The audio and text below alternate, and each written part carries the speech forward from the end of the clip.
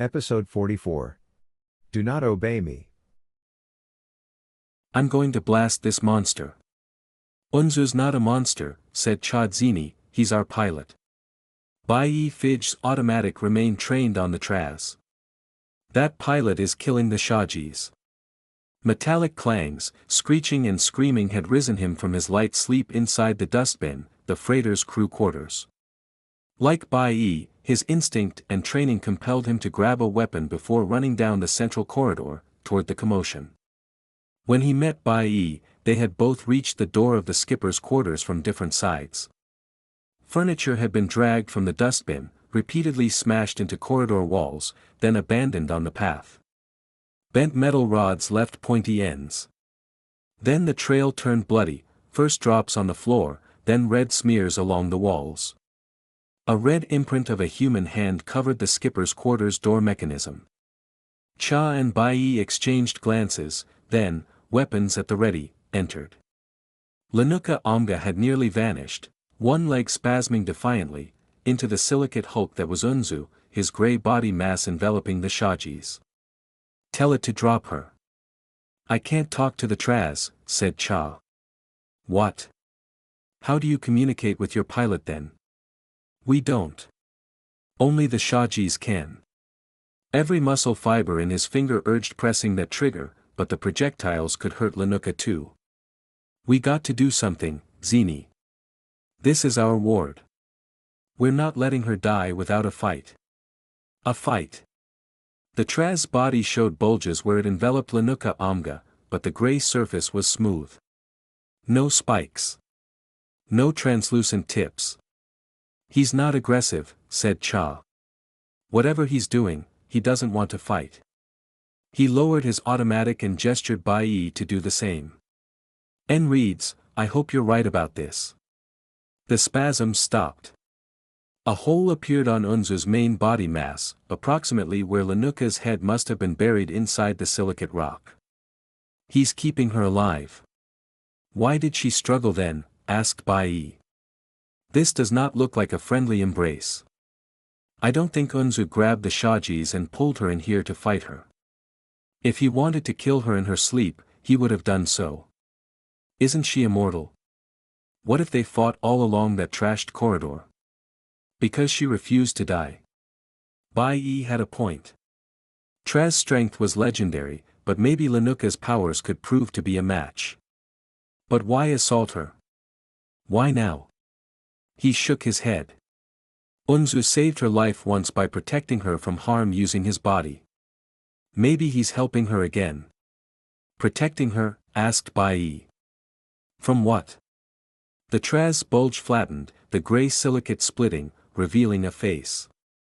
Sweaty. Wild strands of hair sticking to pale skin. But unharmed. Cha shouldered his weapon and knelt next to Unzu, ready to catch the Shaajis once the silicate fully released her from his body's envelopment. With a broken voice, raspier than Bai's, Linuka said, he protected me from myself. Her neck went limp and her head sank onto Cha's arm. Shouldn't the Shaajis regenerate? Asked Bai, standing guard over Linuka. The bloodstains on her cuffs hadn't dried yet, but the wounds that caused them closed and vanished. The struggle had left the Shaajis unconscious, however. Cha had dragged one of the bunks from the crew quarters to Unzu's room. Whatever caused Linuka Omga's destructive rampage, she would be safer with the Traz nearby. Bai and Cha would likely be safer, too. The scars are gone, said Cha. But I doubt her ordeal was only physical. Let her rest. He pulled up the blanket when Linuka's hand grabbed his wrist. Don't go to the jungle world. Her voice sounded weak, but clearer. To Green Wave, Shaajis. The freighter is still in the Chase hangar. We're not going anywhere. She held his wrist tighter, stared into his consciousness, pupils dilated. Do not do anything. Anything I ask for. Shaajis. Anything stupid. Or unusual. He glanced at Bai. She shrugged. What happened, Shaajis? You're still in Unzu's quarters. Unzu is here, if that's alright with you. Yes. Unzu. Keep him nearby, please. Chadzini had never aimed his weapon at someone he wasn't ready to kill. He mouthed an "I'm sorry" to the skipper. He had only met one Traz who could read human gestures, and his skimpy apology was likely lost on the dark giant, but it would have to do for the moment. Did you rearrange your bunk in the corridor? Linuka could hold the faint smile for an even fainter moment. It wasn't me. It was my Uurmi. The Traz name for the symbiont living in Linuka Omga's body. All members of the silicate species had one, forming their consciousness. Their brain. It made you do all this? Go to Unzu's quarters? No, I wanted to reach Unzu. The Uurmi made me cling on to things every step of the way. It knew a Traz could help me regain control. It fought you? Asked Cha. I thought it healed you, gave you strength.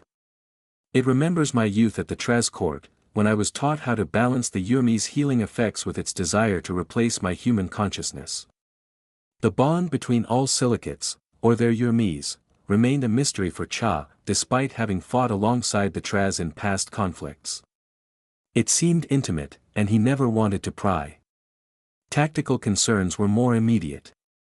What does it want? He asked. Go back to the planet Green Wave. It's growing impatient with our plans leading elsewhere, and wants me to force us heading back there as soon as possible. But there is nothing there except danger. Well, and a newly built remnant breeding station for Dark Ones. What does it want from them? I don't think it's them, said Linuka. These symbionts are ancient life forms, looking for hosts they could grant powers, and consciousness, too. The Traz had been their go-to species for eons. Extreme longevity and hardiness, what's not to like? But Green Wave is something else. An interconnected ecosystem, semi-sentient as it seemed. Maybe the size of half a planet. It wants to, Cha tried to avoid the term infect, control it. I believe so. Why didn't it take the opportunity to jump ship when we were on Green Wave? Why now? It's not an easy transfer. The Uurmi is so closely connected with my body chemistry, I doubt it could resettle. But it must have seen a chance, because I'm convinced it tried to kill me there. Revered Shaajis, said Bai, you have a creature inside you that wants you dead. You should have told us, thought Cha. As if she heard him, Linuka said, I put enough crazy stuff on your shoulders. This is my personal fight, and I got to win it myself. She looked at Unzu. Or so I thought. It was a mistake to keep it from you.